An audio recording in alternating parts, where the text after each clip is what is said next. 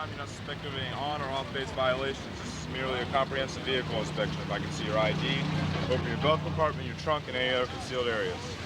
Sir, this time you advise you're not being accused of any on or off-base violations. This is a military routine inspection.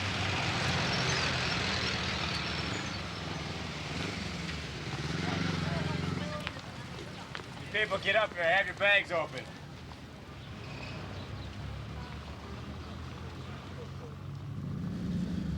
Welcome to Subic Naval Base. Gentlemen, I'm Chief Journalist Jim O'Leary. I'm the Assistant Public Affairs Officer for the Commander U.S. Naval Forces in the Philippines, Subic Bay.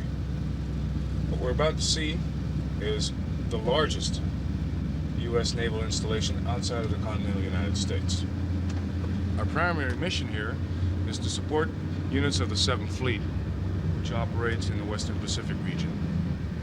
At any one time, we have about 10 ships in port, including a complement of about 3,600 sailors and Marines. They're undergoing maintenance on their ships or just relaxing on rest and recreation here in one of the best liberty ports in the Pacific, if not in the world.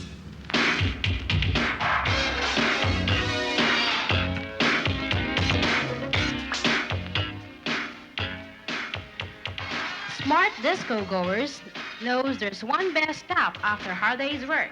New York Disco employs beautiful, sexy, and trusted employees and accept parties in all occasions with no COVID charge, backed up with honest quality service. New York Disco will make your night safe and sound with the good management of Jing Salvador. Go to New York Disco. Convenience everywhere around. Extra strength, aspirin-free medical. With the extra strength of 500 milligrams pure acetaminophen, can be taken by pregnant women and those with heart ailment or asthma. Extra strength medical. For headache, fever, and flu. Hello, darling. Hello, sweetheart. Here is the news about U.S. ship here in Olongapo City and ship arrival of your boyfriend. As of now, in Olongapo City, we have 3 U.S. ships docked inside U.S. Naval Base, Subic Bay, Philippines. 1 USS cruiser, 1 USS destroyer, and 1 USNS merchant ship with more or less 1,600 U.S. servicemen. Here in Olongapo City, if there is no U.S. ship, there is no business in Olongapo City, and 100% of the residents of Olongapo City is pro-American, and we love very much American because they are helpful, friendly, and we are for the retention of U.S. Naval Base in the PI. Sampaguita Beer Garden, sexing mga go-go dancers, maganda, dissenting mga entertainers at mga waitresses. Sampaguita Beer Garden. Ako si Rose, 28 years old. Nakatira ako sa Olongapo 5 taon na. Kasama ko anak ko si Karen sa bahay. Kasama ko rin kapatid ko si Nora. May 2 siyang anak, si Robert, si Jennifer. Alis dyan, Jess. Huwag kang maingay. Ay, litit lang ko. Sabaw? Sarap yan. Smell good, di ba? Saan kuya mo? Robert! Robert! Hindi ka na kain na. Dali! Oh, Robert! Robert, ay nako! Marami pa akong ginagawa.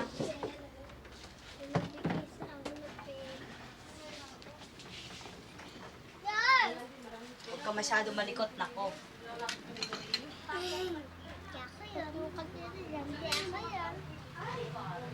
I'm from Masbate. My dad's fisherman, sometimes carpenter. It's a hard job. Nanay ko namatay nung kahuli-hulihan yung pinanganak kapatid kong lalaki. 5 taon na nakaraan. Kain na, kain. Eat na. Bumigyan kami ng kano. I'm the oldest in my family. I got 5 sisters, 7 brothers. My 3 sisters are married for 3 servicemen. 2 Marine and 1 Air Force. 1 live in Oklahoma. Ang anak ko naman si Karen, siya ngayon ay 10 months. Bala ko sana ipadala ang anak ko sa kapatid ko papuntang States. Kaya nagbago na lang ako. Kasi bata pa siya eh. Alam ko habang lumalaki yung bata, baka hindi na ako kilalanin eh. Masakit din para sa akin yun. Siguro naman, kaya ko naman siguro. Sa lukuyan ngayon, kumikita man kahit pa paano.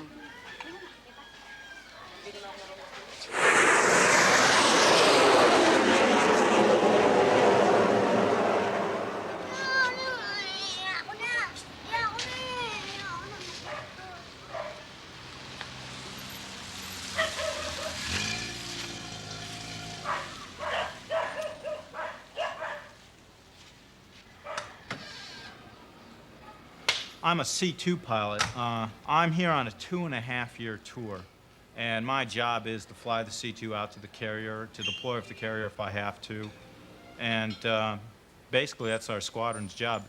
Kamustika. I found this house through the Navy Housing Service. I kind of fell in love with it as soon as I walked in the front gate. I'd always imagined myself living in a big hacienda-style house, and, you know, big rooms inside and everything like that, where I could sit out on the porch and sip beer or whatever I wanted to do and watch the sunset over the banana trees on the mountaintop. What we got, Shanghai Lumpia? Looks pretty good. This kind of fits the mental image I had in my brain of, you know, living the good life in the tropics. How was your day? I employ a one-maid cook, housekeeper. Meringue. She was recommended to me by the landlord. She's very good. She runs the house, basically. I don't have to worry about anything. Not only does she keep it spick and span, she's an excellent cook. And she's very honest, and I don't have to worry about the security of the house while I'm gone because I know she's here watching out after me. I guess I'm just like the rest of the single guys here. We go out bar hopping on Fridays and Saturdays, maybe in the middle of the week. And generally have a good time, flirt with the girls, down a couple of San Miguels, that sort of thing.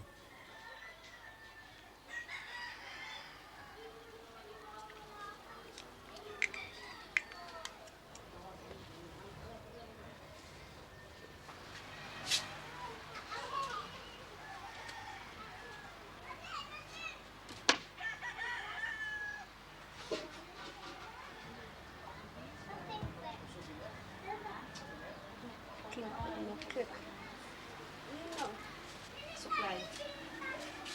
Asan yung pick? Ito. Ano kaya? Nagtatanong kaya ako doon?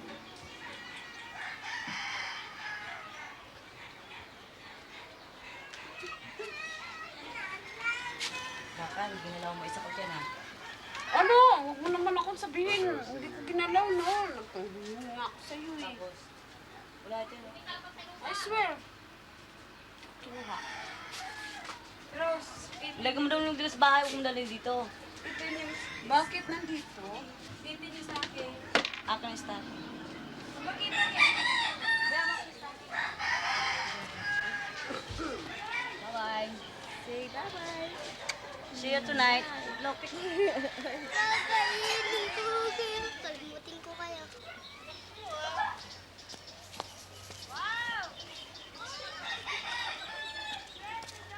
Uy, antayin mo ako. Ito kami sa rugby.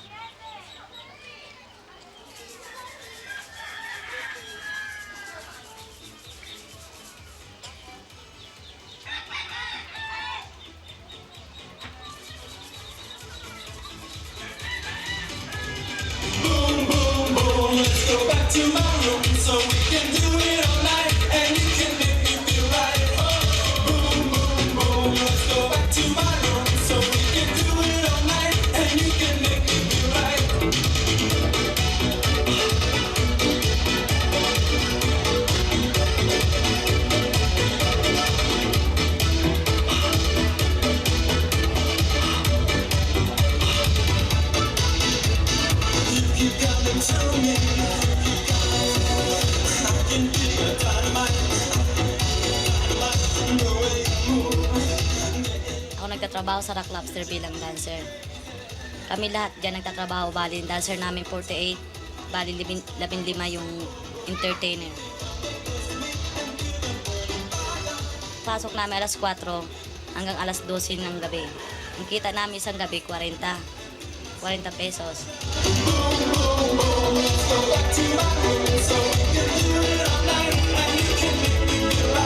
Minsan, may kano pupunta sa bar. Nakita ka, maganda ka, marunong ka sumayaw.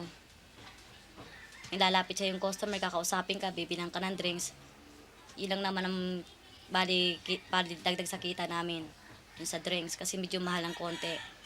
Minsan, may kakagusto naman sa amin, sasama kami ng bar fine kung gusto namin kumita ng pera. Nasa amin na yun kung ilang beses mo sumama ng bar fine. If you wanna make for 4 times, just go ahead. Just kidding. That's true. Pag andito ang barko. Pero pagka yung walang barko, no ship, no business.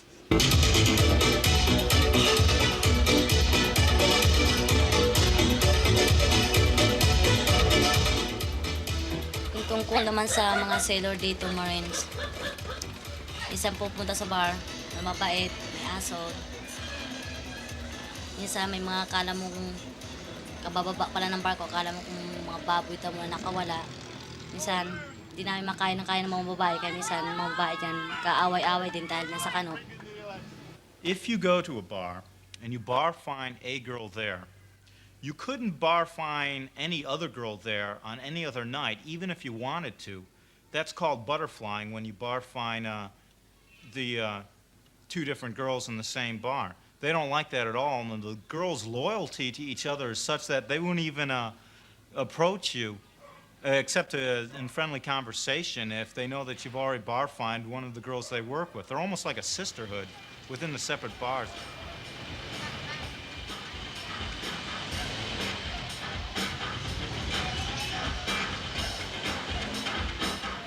I don't see any stigma associated with them, and it's not something I'd write home about necessarily, but you know, I have no problem at all associating with them. You'll find girls out in town whose mothers were bar girls, whose grandmothers were bar girls, and you'll find girls out in town whose fathers fought and died in the Vietnam War. I'm talking about American fathers, and even some whose grandfathers were World War II vets. It's sort of a family business that keeps going. Kung tungkol naman dito sa Olongapo, kami lahat dito, bali 30,000 babae nagtatrabaho sa bar. Ang ibang babae, nagagaling pa sa malayo. May iba galing sa probinsya. Ang iba is stowaway. Hindi alam ng pamilya nila, takas lang sila, pero hindi alam nilang babagsakan nila dito kung anong trabaho. Hello! Minsan, hindi nila alam, mga dalaga pa dyan, umpisa dyan, mga 16 to 14, umpisa na magtrabaho ng bar, pero hindi alam ng pamilya nila kung anong trabaho talaga. Nagtatrabaho lang sa bar mga babae dito kung talagang hirap sila sa buhay nila. Kaya napapapunta sila sa lugar na to. Mahirap din para sa aming kalagayan namin, trabaho namin. Kailangan buwan-buwan din kahit paano makapagpadala ka ng pera din sa probinsya kasi kailangan din ng tulong ng pamilya mo sa probinsya. Lalo ngayong kababagyo lang. Walang kahit ano man ngayon sa amin sa lugar namin. Kahit nakamunting kahoy, puno nyug, wala. Siguro sa isang taon bago manulit ang nyug dahil kagaya nga sa Bisaya, lahat ng babae, marami nga sa ngayon nanggagaling sa Bisaya. Ngangailangan din ng trabaho. Ngayon, binagsakan nila ngayon puro sa bar. Ngayon, ibang babae naman, nagpapadala silang pera para patulungan ang pamilya sa pagkain. Talagang hirap ngayon talagang mga magulang sa probinsya.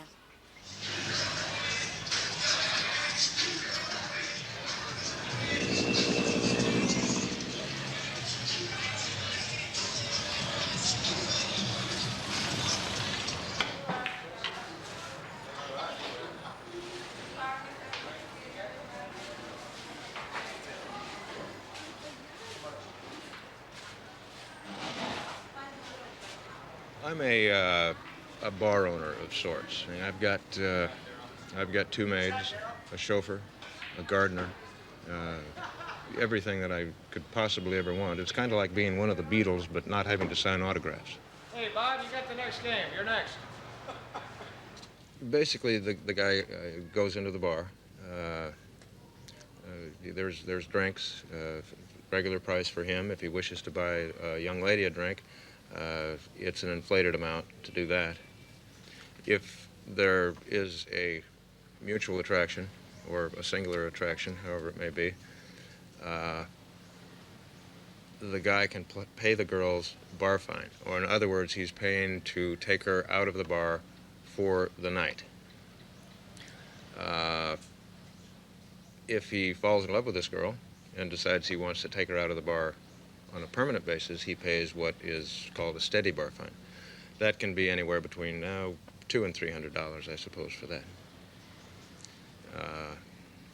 Then he can take it from there, whatever he likes to do. If he wants to get married, go back to the States, whatever, that's entirely up to him. Most of the girls range in age between 17 and their late 20s.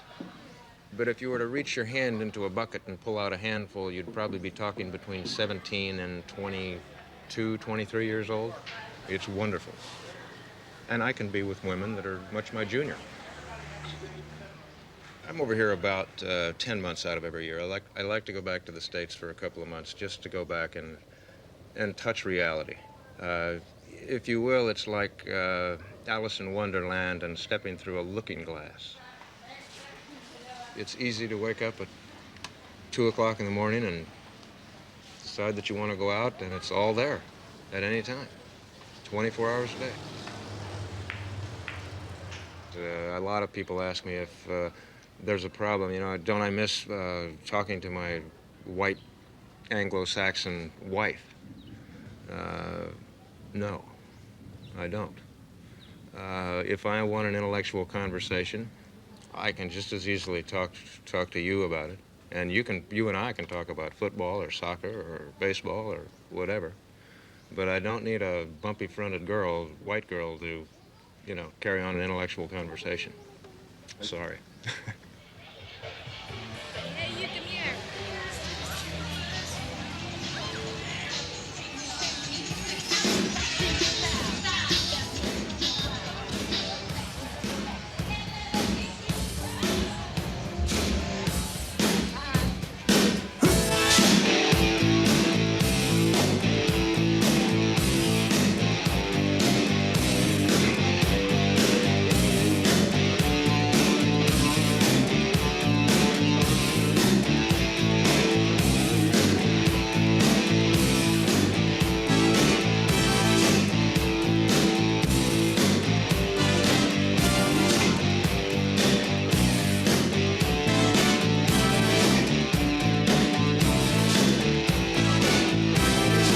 Lahat ng babae na gusto naman pag-asawa din ng sailor. Mapag-asawa, makarating sa talang gusto nilang guminhawa rin ang buhay nila. Make happy by yourself. Looking for good-looking guy. Not all. Hindi lahat ng babae napapakasalan ng kano. Pagdating ng tumanda ka na sa bar, kawawa ka. Trabaho ng bar. Pagdating ng 40 anyos, 50 talagang hindi na po pwede yung mama sana naman ibabag sa kanila. Basta pumasok kayo dito, kukuha na naman makakain tayo sabay-sabay. Oh, gutom na ako, no? Whoops, luto ko gulay. Ang English ng gulay, gulay. Huwag kayong ganyan. Ano masisira? Kakamay ako ah. Ako rin, Ate Rose, magkakatayang kutsara, ate. At Lydia, pengang kutsara, Lydia. Uy, may pahiram naman yung mangkok. Walang mangkok. Wala na dyan? Gusto mo sa liyot? Akin to. Ako lang, may kulang lang. Mainit. Noong 1 taon, 10 babae ang rock lobster ay kinasal sa US serviceman. Ano sa malalim? Ang iba station dito ng pangasawa nila, ang iba wala na rito, nasa States na. Minsan nagpapadala sila sa amin dito ng cards, postcard, pangumusta sa sulat, kung ano nangyayari sa kanila doon. Parang maligaya na rin kami, be happy. Kasi gusto, kagaya ng nakarating na sila doon, parang ibang pakiramdam ng kapwa nila babae. Parang nagpupursige rin sila na para makapag-asawa rin sila, makarating din sila sa pinuntahan nila. Tungkol sa akin naman, pangarap ko rin makarating sa ibang lugar.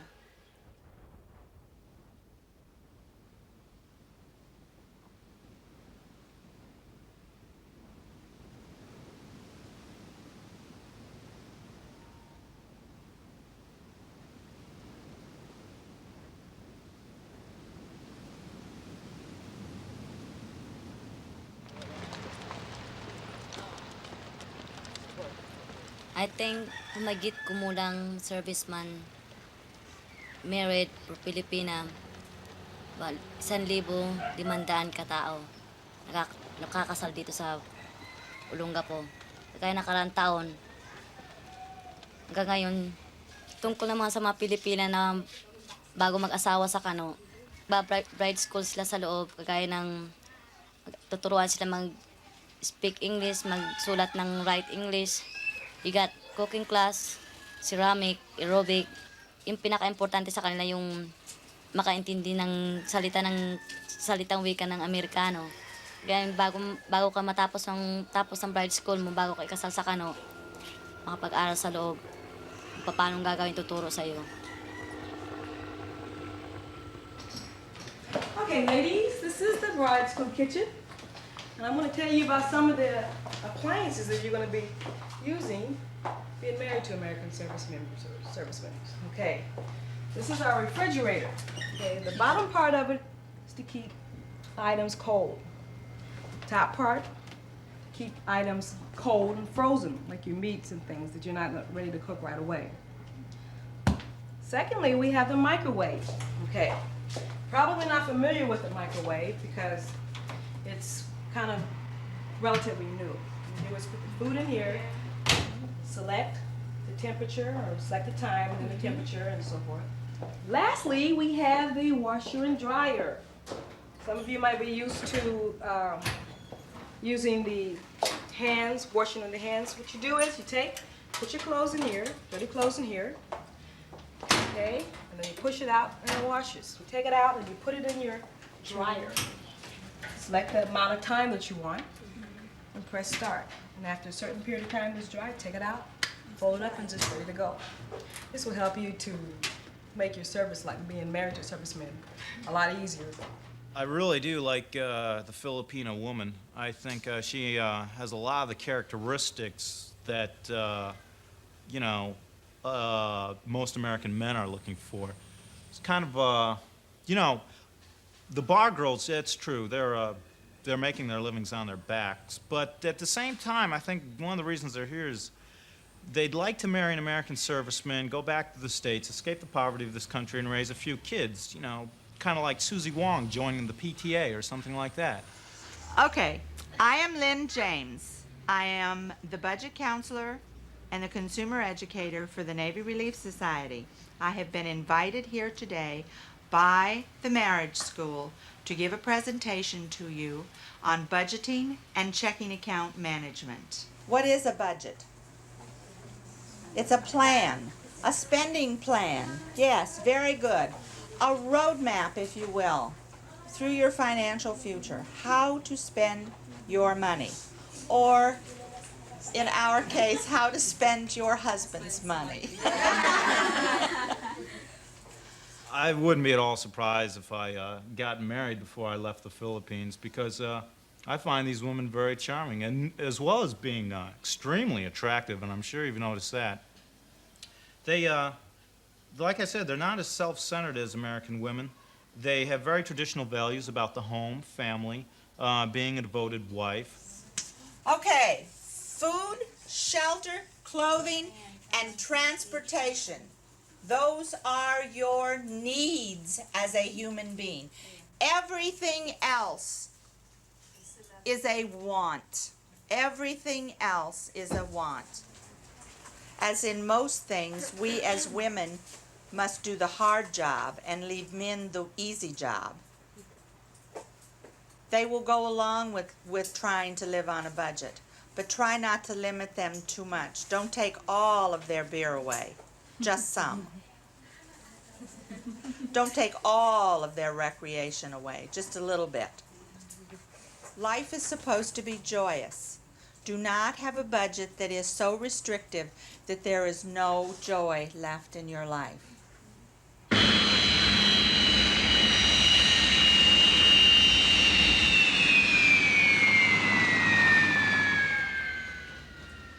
Gentlemen, listen up. What I'm going to do is I'm going to call you all one by one up into my office space. You all know why you're here, for your blood pressure. I'm going to retake your blood pressure. If it's normal, I'll take it one more time. If it's not normal, I'll still take it one more time. Then what we'll do is after we get done, you'll come back here, sit in the hallway, and and we'll let you know about further processing, okay? Yes, sir. Okay? Yes, sir. Who pen does not write? Does not write. Okay, flip it back over to the white side. Flip it back over to the white side. Okay, gentlemen, remember, this is part of your English language interview. If you do not do what you're told to do, you will be disqualified. Listen up and do exactly as I tell you to do so. On the left side says name. I want you to print legibly your last name, your family name only. This is a Philippine enlistment program. What we do here is put in Filipino nationals. We're the only service in the United States that put in citizens that are not U.S. citizens. The first thing they do here is, 4 years ago, they sent in an application, 1985, October. Sent in an application, about 100,000 people sent in applications. By the time we serialized and weeded out the double applications and triple applications, we came up with about 75,000. We invite about 300 persons per day, to come here and test for their first initial screening. People that pass are then interviewed, or given an English language interview. They sit down and they have a conversation. Conversation just like anyone would have. And what it is basically to determine if they speak English or not. There are no right or wrong questions. There are no trick questions or answers. Just sit down and talk. If they can talk and convey in English, then it's okay. They pass. Do you understand English? Yes, sir. If you do not understand English, I'm gonna have to send you home. I understand English, sir. Well, apparently you didn't. You didn't give me a translation. Your English has vastly not improved.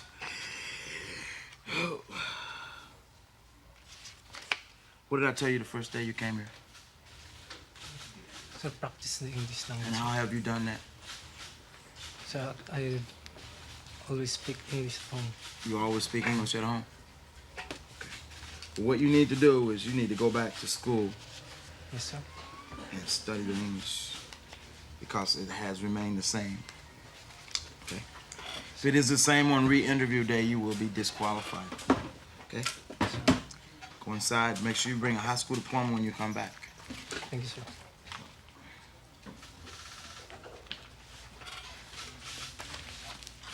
Next. Alan Dianaldo.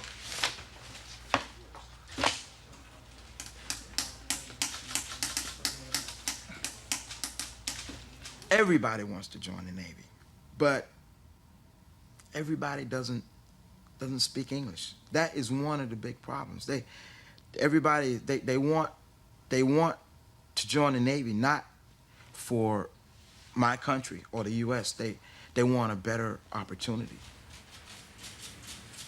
What were your impressions while you were waiting to find out if you passed the interview or not? My impression. Can you tell me honestly, please?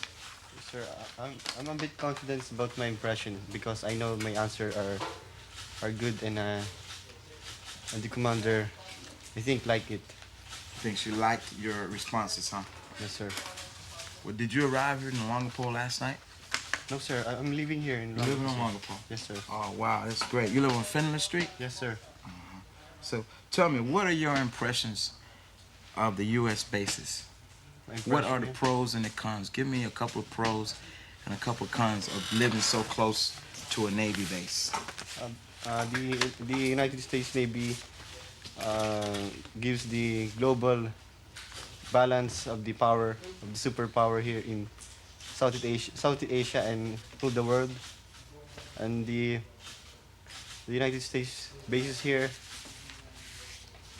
continue the presence of democracy rather than the communism, which is the Soviet threat to humanity.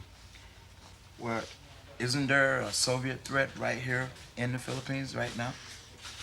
I won't say Soviet threat, I'll say a communist threat.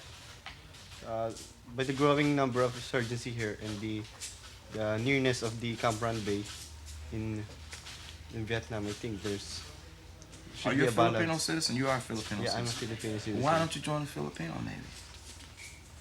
Sir, I would like prefer to join the United States Navy because it helps not only the Philippines but the whole the world. But what about your country, though? You say you want to fight communism. What about your country?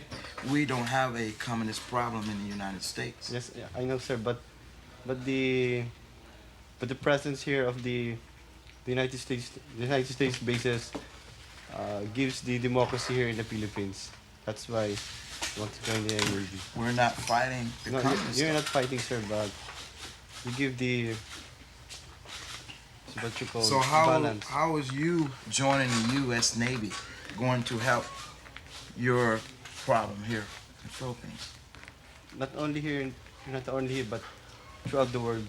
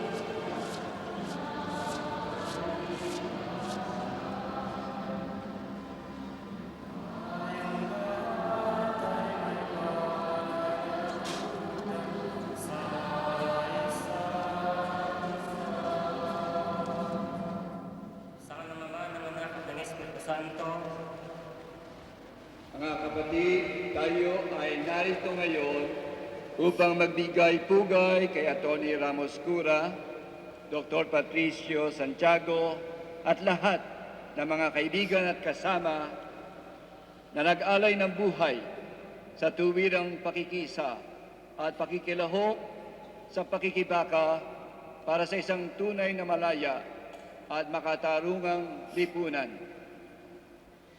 Naniniwala kami sa pamamagitan ng pakikisa at pakipagkapit-bisig sa mga manggagawa, magsasaka, maralita at mataong simbahan sa lahat ng sektor na nakikibaka sa lipunang inaapi at pinagsasamantalahan ay makamtan namin ang tunay na katarungan at kapayapaan. Amen. Ram Cura is a human rights lawyer.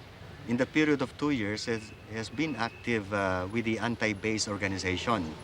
He is for the total removal of the bases. He was killed in front of his house while sweeping.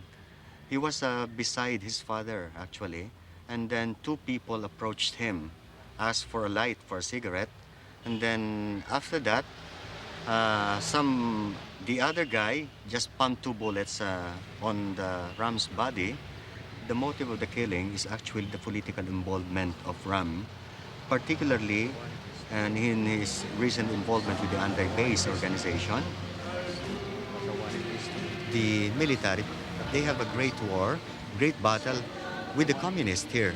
And they think any group that is against the government are pro-communist. It's either you're left or you're right, you're red or you're white. There's no gray here in the Philippines. We are not, as of yet, a true independent country. This is a country that is a semi-colonial in character. So as long as the bases are here, the bases will be a sign of U.S. dominance over the Philippine sovereignty. In this region of Central Luzon, in the period of 2 years and a half, we have recorded at least more or less 250 killings, and particularly in the period of 6 months of 1988, we have recorded 25 salvagings, 8 massacres.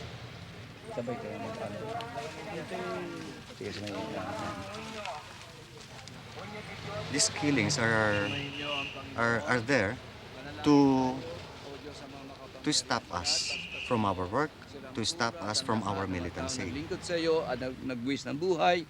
Ganon din ang bawat isa sa amin na makapaglingkod sa iyo para sa aming inang bayan. Ito ay muli namin inihiling alang-alang kay Kristo ng aming Panginoon. Amen.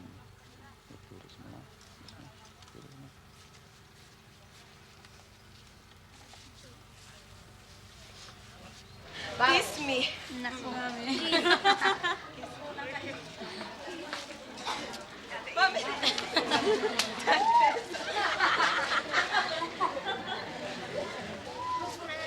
Pero mamababae din sa bahay, hindi rin po pwede pumasok kahit sa mambar kung hindi kailangan mo din talaga lisensya. Hindi ka rin basta-basta machicheck up ng doktor kung wala ka pa lisensya, wala kang ID, wala kang green card, wala kang yellow card. Kung nagtrabaho ka talaga sa bar, every 2 linggo, isang basis ka is meron. Ngayon, kung may diferensya ka, may sakit ka, hindi ka rin papasamahin ng mamasan. Sa kung may sakit ka, kailangan magamot ka muna, maricheck ka. The Sexually Transmitted Diseases Control Program in Olongapo City is a joint undertaking between the city government and the U.S. Naval Base. The U.S. Navy provides us material and financial support, the equipments, and the medicines. Medicines are given free of charge, while the government takes care of the staff, the building, and the facilities like light, water. We have 31 employees here. There are 11 medical technologists, 4 nurses, 7 contact tracers. The rest are clerks. Anong club? The Bird. The Bird? Kailan daw sa smear mo? Mga 3 weeks na. 3 weeks? Anong pangalan? Lourdes Lamel. Rap? Last smear.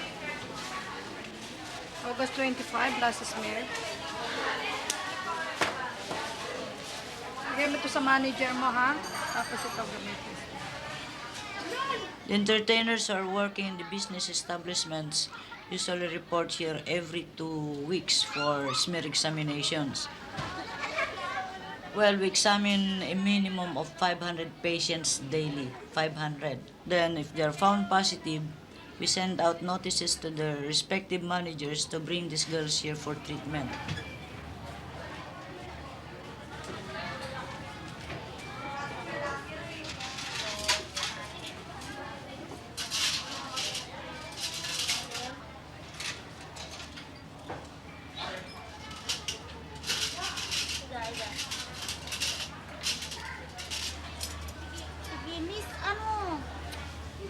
Well, the most commonly encountered sexually transmitted disease here is gonorrhea. We also get a few cases of herpes, sometimes venereal warts, and occasionally also we get non-specific urethritis.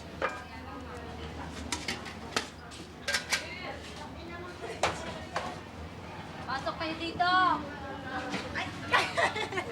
All of the service employees in the business establishments in Olongapo undergo a blood examination every 6 months. That is for the test for syphilis and for AIDS.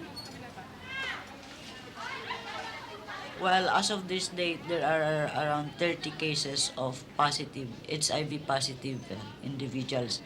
Most of them are not working in the clubs anymore. Either they have gone home to the provinces or they have taken other forms of jobs, but no longer in the clubs. A few of them still work in the club, but no longer as entertainers, as waitresses. This is my daughter. It's me. Come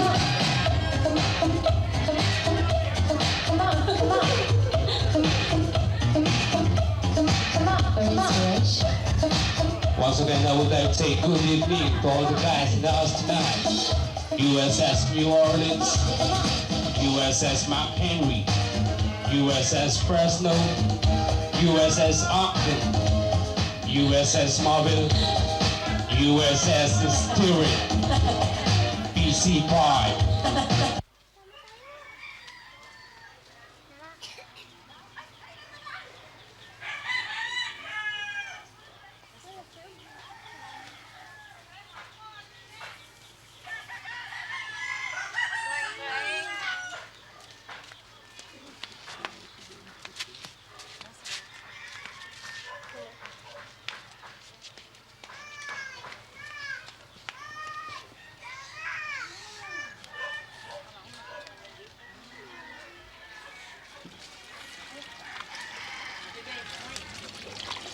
Alat.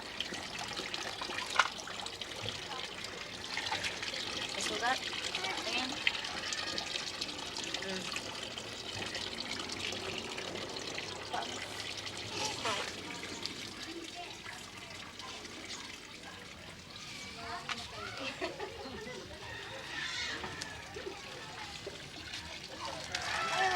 Kumarin na yung magtanggumaan ko.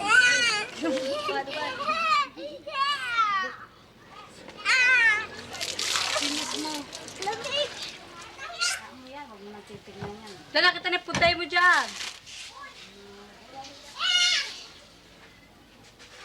Robert! Kaya dito sa bahay, kasama ko, may dalawa ditong buntis. Ang problema ko, gusto nila ipalaglag yung bata. Pero 5 buwan na yung nasa tiyan ng kaibigan ko, di ko alam kung anong gagawin ko. Kung susulatan ko pamilya niya, o ipapalaglag namin. Pero ang desisyon ako, tulungan na lang kami, palaki na rin yung bata dahil 5 buwan na yung nasa tiyan ng kaibigan ko, wag na namin papalaglag. Just keeping the baby.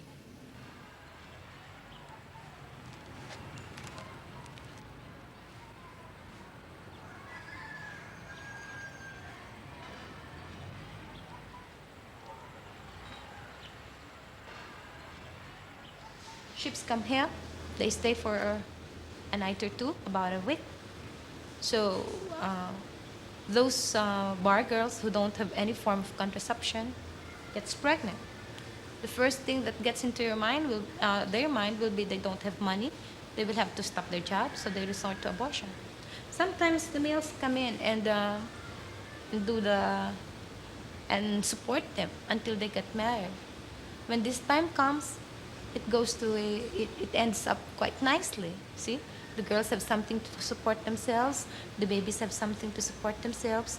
But if the Americans don't choose that, usually they're not married, they even don't know the names, it's a fly-by-night affair, so where would they follow up the men? If they decide not to keep the baby, they go to illegal abortion because in the Philippines, abortion is not legalized. So the first problem would be there. Abortions and its complications. Usually abortions done outside are associated with problems of incompleteness or with infection. Then when it's being induced already, they go into the hospital, we do the final treatment. Okay? Mainly the problem with this will be financial. Even if we try to do the best thing for them, they don't have the money. In the gynecological ward, 50% of the cases are secondary to abortions, induced abortions. What they usually do would be catheterization. That means they insert a catheter in the cervix to induce the abortion. And if this is not done on a clean setting, you induce infection. The risks are really very high. You stimulate the baby's death in about 90 to 100% of cases.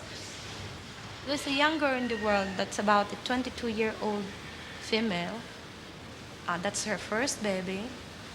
She got associated with an American sailor. She got pregnant. But among themselves, they talk it over, and the male want her to be aborted. So they went to Angeles for an abortion. The guy was even with her. Then when the complications started coming, the guy left her. and she ended being a charity case in our service ward. She's now having signs of infection secondary to the induced abortion. So she's having fever, epigastric pain, foul-smelling vaginal discharge, and tenderness in the abdomen. Sa Pablo, ilang araw ka napunta? Mga 3 days.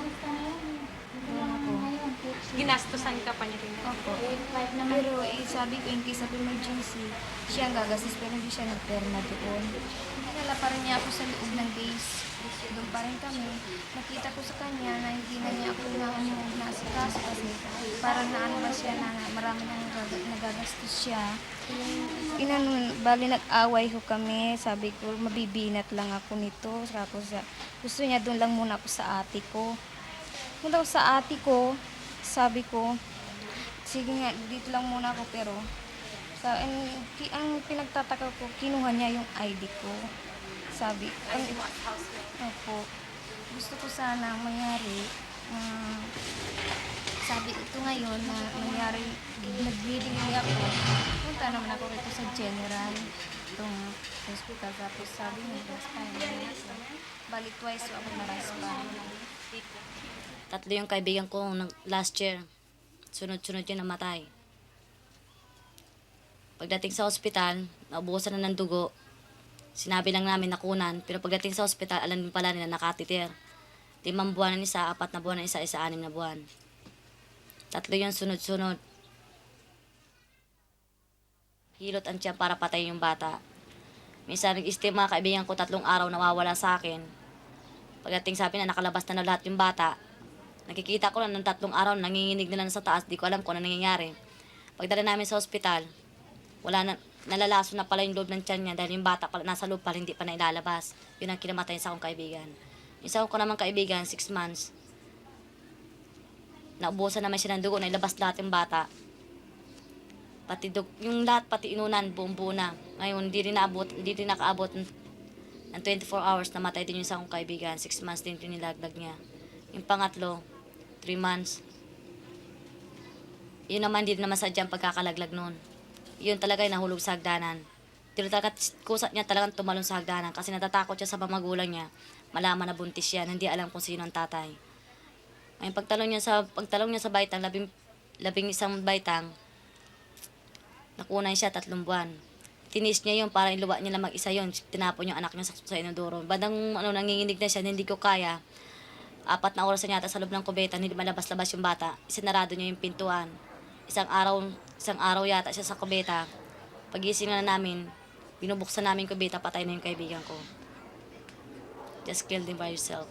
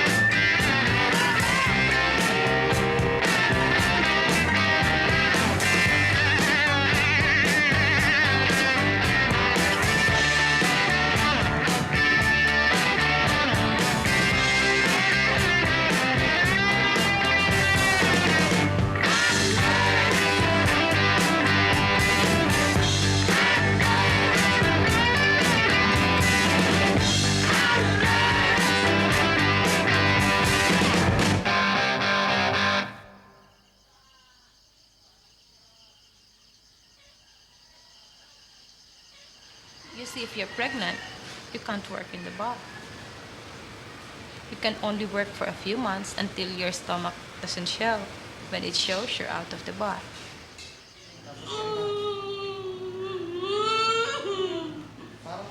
If they decide to carry the baby to term, we usually let them go through normal labor. If they are able to bring the baby out, there's no problem.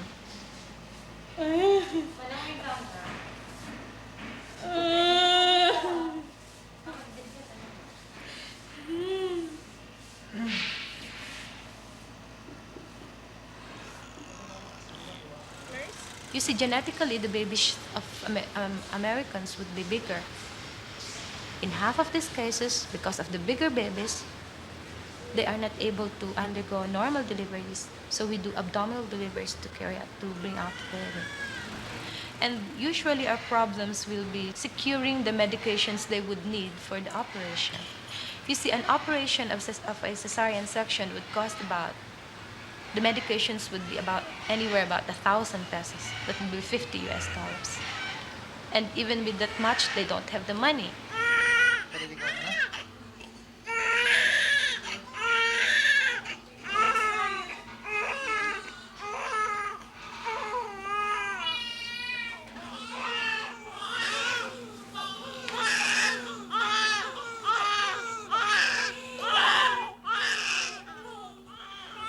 Usually the girls can either keep the babies for themselves. That's why they rent an apartment, they let their children stay with them and support them. Or get the baby out to their relatives, either father or mother, in other place where they work, but still support the babies. Secondly, they either have them adopted, whether legally or illegally. And thirdly, they apply the baby for a support by charitable institutions.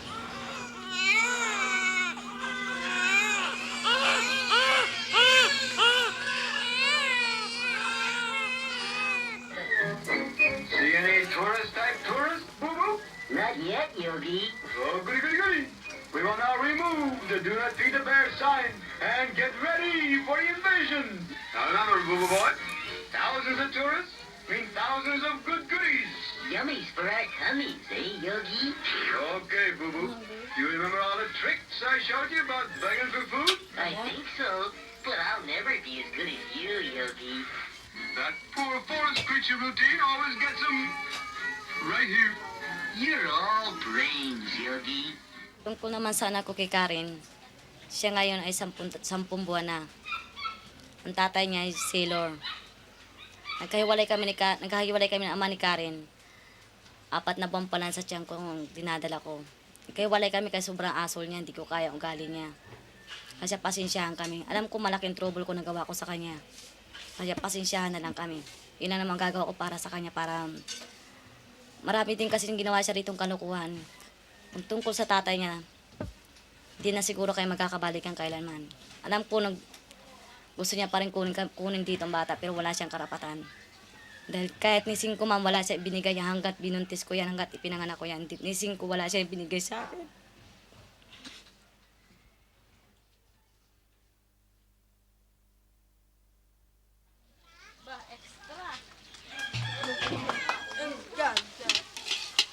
Saan yung ginagamit?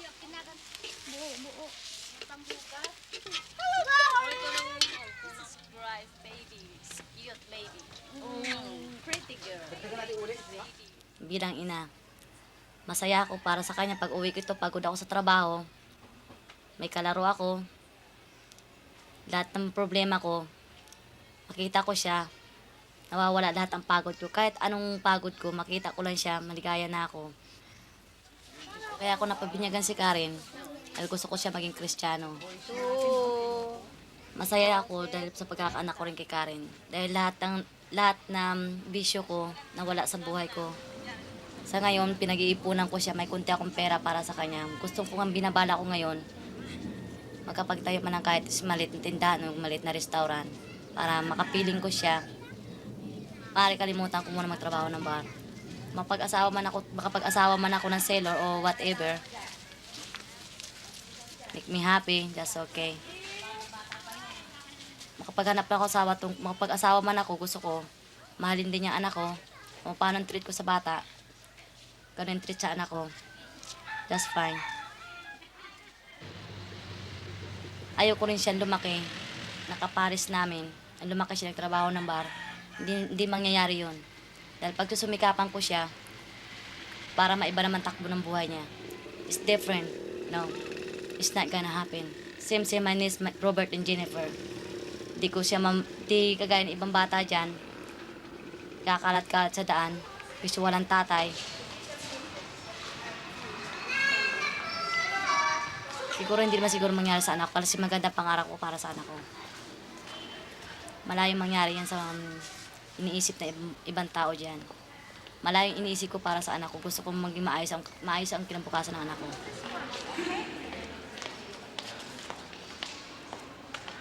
Kaya naman mga ninang nakanta pa kayong tumulong sa mga magulang ng bating ito sa kanilang tungkulin. Sikapin ninyong bubuhay siya ayon sa diwa ng ating relihiyon upang ang buhay ng Diyos na ipakakalob sa Kanya ay lumago sa tuwinga at huwag mapawi sa kasalanan. At lahat kayo mga ninong-inang, Karen, ikaw ay binibinyagan ko sa ngalan ng Ama, ikaw ay binibinyagan ko sa ngalan ng Ama, ng Anak, at ng Espiritu Santo.